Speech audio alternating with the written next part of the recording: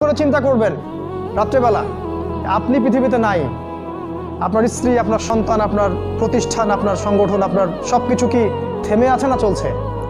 সব চলবে ভাই, কেউ থেমে থাকবে না, শুধু আমরাই থাকবো না। অতএব আমাদের কবরের চিন্তা আমাদেরকে করতে হবে।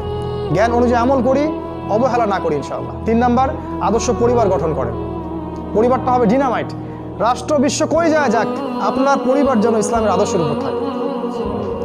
কারণ কু আনফুসাকুম ওয়া আহলিকুম নার, নিজে বাঁচো জাহান্নামের আগুন থেকে, পরিবারকে বাঁচাও। আপনার ছেলের ব্যাপারে সচেতন হন, মেয়ের ব্যাপারে সচেতন হন, স্ত্রীর ব্যাপারে সচেতন হন। আপনার পরিবার, আপনার রক্তের সম্পর্ক, আত্মীয়, এদের মাঝে আপনি দিনের প্রচারটা করেন। কোথায় কে জাহান্নামে যায় যাক, ওটার পরের চিন্তা আপনার, ওটা চিন্তা আপনার করতে হবে না। এখন আপনি আপনার পরিবারের দিকে ফোকাস করুন। যদি আপনি পরিবারকে ইসলাম